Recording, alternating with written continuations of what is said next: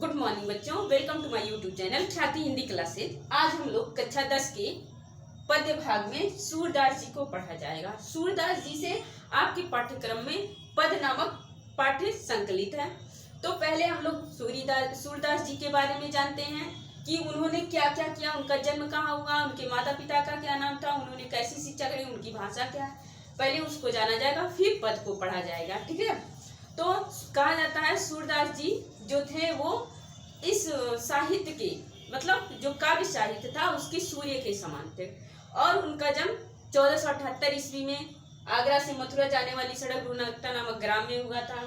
वो बचपन से अंधे थे या नहीं, इसमें मत एक नहीं है। ठीक है। पहले तो वो ऐसे फुटकल पदों की रचना किया करते थे, गान किया करते थे, लेकिन वल्लभाचार्य की प्रेरणा से वो क्या करने लगे, श्रीनाथ जी के मंदिर में जाके सगुड़ के पद और उसमें भी श्री कृष्ण के पद गाने लगे। और वहीं पे रहते रहते 1583 ईस्वी में इनकी मृत्यु हो जाती है। उनके कहते हैं 1.25 लाख पद ही, बहुत सारी रचनाएं की होंगी लेकिन उनके 1.25 लाख ही पद उपलब्ध हैं, जिसमें 3 में संकलित कर दिया गया है, सूरसागर, सूरसरावली और साहित्य लहरी। भाषा के रूप में इन्होंने ब्रज भाषा का प्रयोग किया। शैली इनका जैसे उस समय के जो भी कवि रहे उन सब की शैलियाँ क्या थी, मुक्तक के रूप में प्रयोग हुई थी। और जो साहित्य में योगदान था, कहा जाता है कि वो जो साहित्य था या काव्य साहित्य जो आकाश है, काव्य साहित्य रूपी जो आकाश है उसके सूर्य के समान थे। और भी तुलना की गई है। तो आइए पहले लिख लिया जाता है, क्योंकि 3 नंबर में आपके बोर्ड पेपरों में पूछता है। कहता है किसी कवि, 2-3 कवियों का उसमें दे देगा नाम और कहता है किसी एक कवि का जीवन परिचय लिखते हुए उसकी एक रचना का नाम लिखिए। और हाँ, यहाँ ध्यान दीजिएगा, ये नहीं लिखना है कि ये दृष्टिकूट पद है या अनुदित है, इससे काव्य है, ये नाटक है, ये सब नहीं करना है। बस उनकी जो रचना रहती है वही लिखना है। वो बोर्ड वाला पूछता ही है कि एक रचना, क्योंकि कुछ कवि ऐसे हैं जिन्होंने एक रचना ही किया है, जैसे बिहारी लाल हैं और बिहारी लाल जी ने बिहारी सत्सई की रचना की है। तो इन्होंने 3 रचनाओं का किया है, तो आपको सीधे ही ऐसे लिखना होगा। आइए लिख लिया जाता है, क्या पढ़ना है, सूरदास जी को। सूरदास जीवन परिचय क्या हो जाएगा, काव्य जगत के काव्य रूपी आकाश के सूर्य सूरदास जी का जन्म, सूरदास जी का जन्म 1478 ईस्वी में आगरा से मथुरा जाने वाली सड़क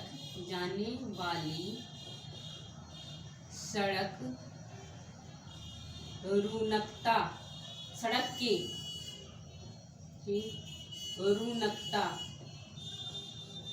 रूनकता नामक गांव में हुआ था। ठीक है। ये सारस्वत ब्राह्मण थे, सारस्वत ब्राह्मण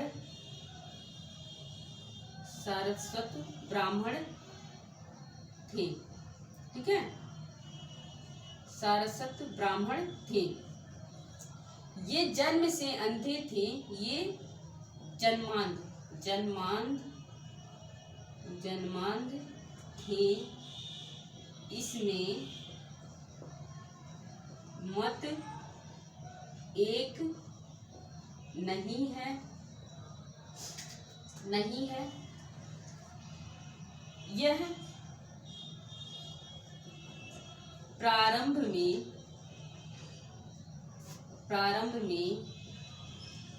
फुटकल पद गाया करते थे। वल्लभाचार्य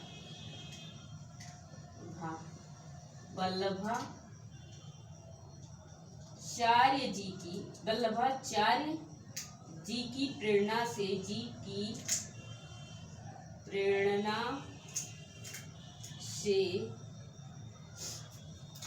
यह श्रीनाथ जी के मंदिर में, श्रीनाथ जी के मंदिर में,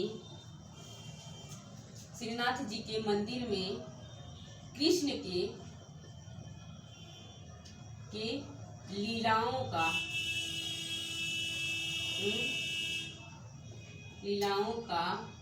गान करना प्रारंभ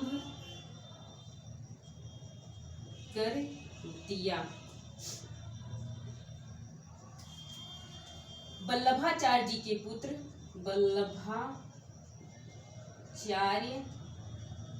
वल्लभाचार्य जी के पुत्र विठलनाथ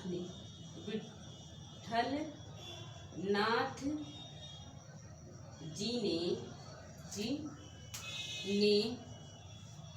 विठलनाथ जी ने अष्टछाप, 8 कवियों का एक संग्रह, ऐसे लिखिए 8 कवियों का एक संग्रह, 8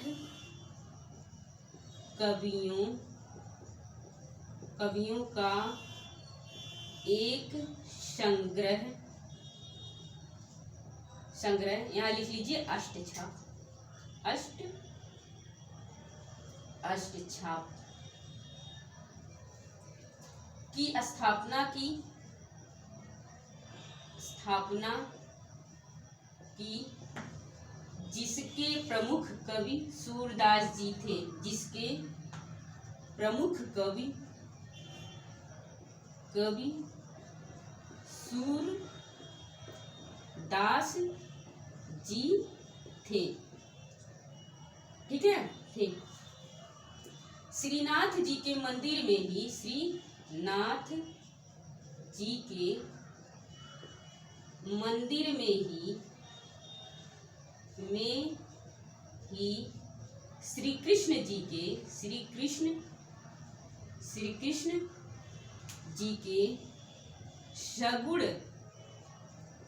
सगुण पद गाते हुए सन 1583 में इनका स्वर्गवास हो गया,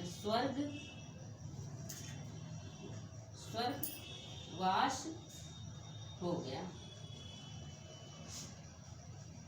ठीक है, ये था उनका जीवन परिचय। अब आइए जीवन परिचय के बाद से आप लोग पहले ये जीवन परिचय देख लीजिए। कहते हैं काव्य रूपी आकाश के सूर्य सूरदास जी का जन्म 1478 ईस्वी में आगरा से मथुरा जाने वाली सड़क के रुनकता नामक गांव में हुआ था। के किनारे कर लीजिएगा, या के रुनकता नामक गांव में हुआ था। ये सारस्वत ब्राह्मण थे, ये जन्मांध थे, इसमें मत एक नहीं है, इसलिए कह नहीं सकते हैं कि ये जन्म से अंधे थे, बाद में अंधे हुए।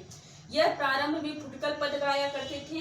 वल्लभाचार्य जी की प्रेरणा से यह श्रीनाथ जी के मंदिर में कृष्ण के लीलाओं का गान करना प्रारंभ कर दिया। वल्लभाचार्य जी के पुत्र विठलनाथ जी ने 8 कवियों का एक संग्रह अष्टछाप की स्थापना की, जिसके प्रमुख कवि सूरदास जी थे। श्रीनाथ जी के मंदिर में ही श्री कृष्ण जी के सगुण पद गाते हुए सन 1583 में इनका स्वर्गवास हो गया। ये था जीवन परिचय। आइए देख लिया जाता है इनकी रचनाओं को, भाषा शैली को, साहित्य में इनका क्या योगदान रहा, ये सब देखा जाएगा। इसके पहले आता है रचना।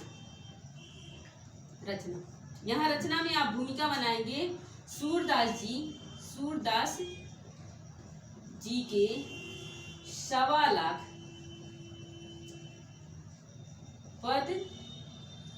पद ही उपलब्ध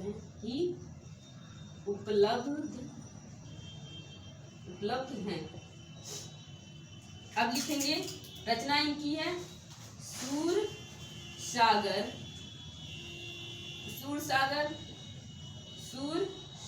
सारावली साहित्य लहरी। साहित्य लहरी, साहित्य लहरी, ये इनकी रचना हो जाती है। अब इसके बाद से अब आइए इनकी भाषा, भाषा को देखते हैं। इनकी भाषा क्या थी? ब्रज भाषा। भाषा क्या थी? ब्रज भाषा, ब्रज भाषा। शैली क्या थी? शैली आपकी थी मुक्तक। ठीक है। अब आइए साहित्य में योगदान देखा जाता है। साहित्य में योगदान मतलब इन्होंने साहित्य में इनका क्या योगदान रहा। तो ऐसे किसी आलोचक ने कहा है कि सूर सूर तुलसी शशि उड़गन केशवदास, बाकी सब खद्योत्सम जहां तहां करत प्रकाश। मतलब जो काव्य साहित्य रूपी जो आकाश है, सूरदास उसके सूर्य हैं, तुलसीदास उसके चंद्र हैं, और लोग उसके जुगनू, और लोग उसकी ताराएं हैं, और जो बाकी बच रहे हैं वो सब क्या है? जुगनू हैं, यहाँ वहाँ प्रकाश करते रहते हैं। तो साहित्य में योगदान सूरदास जी के उसी एक दोहे से स्पष्ट हो सकता है। आइए उसी दोहे को लिख लिया जाता है। सूर सूर तुलसी शशि, तुलसी शशि उड़गन केशव दास, बाकी सब खद्योत। खद्योत का अर्थ होता है जुगनू। खद्योत सम जहां तहां करत प्रकाश। ठीक है, ये रहा साहित्य में योगदान। अभी आप देखिएगा तो इसमें अलंकार भी आपको मिलेगा। यहाँ देखिए सम है, सम का आपका क्या हो जाएगा? उपमा अलंकार। और यहाँ आपका यहाँ पर भी अलंकार है। इसमें कौन सा अलंकार? सूर सूर, दो सूर सूर शब्द आए हैं, इसमें यमक अलंकार है। एक सूर का अर्थ हो जाएगा सूर्य और एक सूर का अर्थ हो जाएगा सूरदास। तो उसको छोड़िए, अलंकार आप लोगों ने पढ़ लिया। इसमें आप लोग को पता हो गया होगा कौन सा अलंकार यहाँ मिला है। और अभी इस अलंकार को हम पढ़ाए नहीं है तो हम कुछ भी नहीं सकते हैं। ठीक है, तो आप देखिए ये उनका साहित्य में योगदान हो गया। कहते हैं सूरदास जो हैं वो सूर्य हैं, मतलब आकाश के, साहित्य रूपी आकाश के सूर्य हैं।